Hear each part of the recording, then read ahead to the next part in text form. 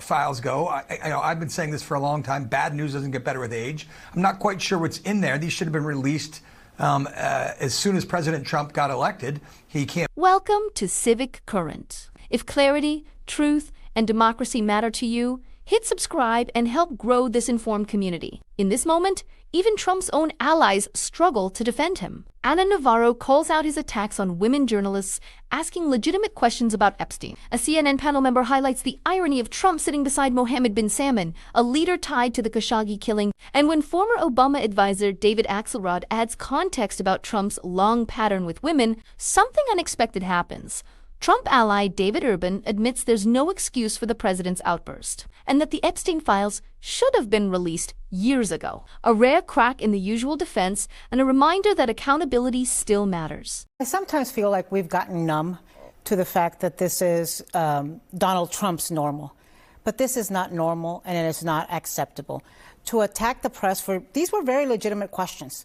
The woman on Air Force One was asking about Epstein. The woman today, both of them women, notice, women reporters, women journalists, was asking about the murder of the Washington Post reporter and having the man who the CIA found was implicated in ordering that murder in the Oval Office, giving him this lavish welcome that he's... So these are legitimate questions that any serious professional reporter should be asking. And it is not normal for the President of the United States to wage ad hominem offensive attacks on women, men, or any journalists doing their job in a country where we don't kill our journalists. We respect free press. Well, David, I mean, it's interesting, he's sitting next to, Mohammed bin Salman. Obviously, we know the record of Saudi Arabia on human rights and certainly complete lack of press freedom. But, I mean, it's not the first time he has referred to women as pigs. I go back to the Obama times, the President Obama, if Obama had ever said this, heads would have exploded. Yeah. First of all, I'm glad you noted that he was sitting next to a guy who authorized, according to U.S. intelligence, the assassination, as it were, of a journalist who was asking probing questions.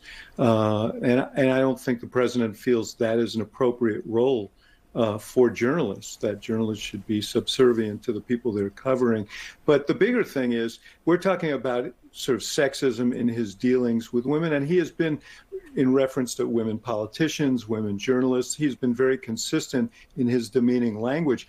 But what could be more demeaning than hiding these files and brushing aside questions about the abuse of young women over a long period of time by someone with whom he was very close.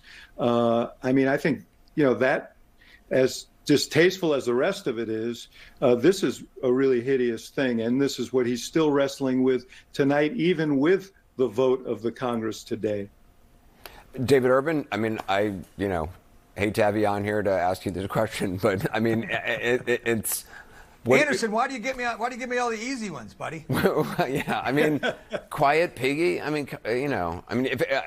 Yeah, look, I don't think it was a reference to Lord of the Flies, which there's a whole thing about, a little boy who can be called Piggy. Yeah, listen. So it's my understanding of the Air Force One. There's no excuse for that, right? No excuse for calling anybody Piggy. It's my understanding that one reporter interrupted another reporter. The president got angry with that, and it was, by the way, it was two female reporters, so it was. But again, no excuse for calling anybody those names. It's kind of silly and distracts from so many things. As far as the Epstein files go, I've been saying this for a long time. Bad news doesn't get better with age. I'm not quite sure what's in there. These should have been released as soon as President Trump got elected. He campaigned on it. A lot of his base wanted it, and they finally got their way today. On the show, Anderson, I said I'd grow hair sooner than Donald Trump would sign this, so I don't know where I go to get, maybe I'll be going to Turkey soon. I believe your quote was, I will sooner grow hair in my head than the Senate votes on this, and this gets to the president's desk. It's never going to happen. So I must be, maybe I'll go on one of those trips, maybe I'll be going on one of those trips to Turkey. Turkey. They graft it on. But if that comes across my Instagram feed one more time, I'm going to clearly telling you something. This is unprecedented. This is unprecedented, right? This is really unprecedented. This is the first time I think that I've seen in the first Trump administration or this Trump administration where the president got brushed back by the Congress. and the congressional will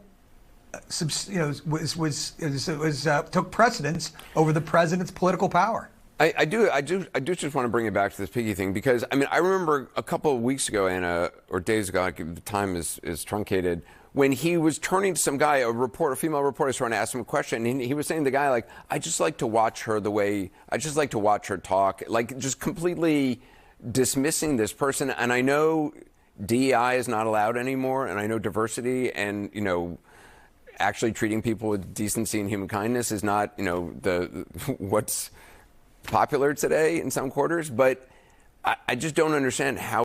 All right, let's take a breath and look at what really happened in that CNN panel, because when you strip away the noise, something more revealing sits underneath the conversation. The discussion begins with concerns raised by Ana Navarro and other panel members about Donald Trump's language toward women journalists. They connect it to broader issues: press freedom, the importance of accountability, and the role of leaders in setting a democratic tone. Those are valid topics in any political conversation. But then comes a moment that shifts the direction entirely. When former Trump advisor David Urban speaks, he acknowledges something straightforward and important. Bad news doesn't get better with age. These files should have been released as soon as President Trump got elected. That admission is significant because it lifts the conversation out of personalities and tone and into the broader democratic question at the center of the Epstein debate. Why did it take so long for these files to move forward? Urban's point isn't partisan. It's procedural. A promise of transparency was made years ago,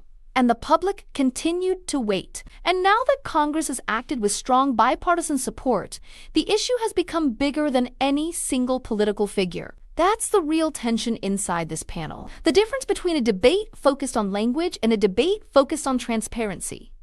One is about style. The other is about public trust. And if you listen closely, you can sense the unease that comes when long-delayed information finally starts moving. Transparency has a way of making institutions, politicians, and even media organizations reassess their positions. Not because of guilt or conspiracy, but because accountability always reshuffles the landscape. And here's the part people often overlook. This isn't a left versus right story. It isn't a partisan contest. It's a civic question. When Congress pushes for disclosure, when voters demand clarity, when news outlets revisit old topics, it reflects something much deeper. A democratic system responding, however slowly, to pressure from the public. That's why this moment resonates online. It signals that people are watching, asking questions, and expecting institutions to serve the public interest rather than political convenience. Whatever your views on the individuals involved,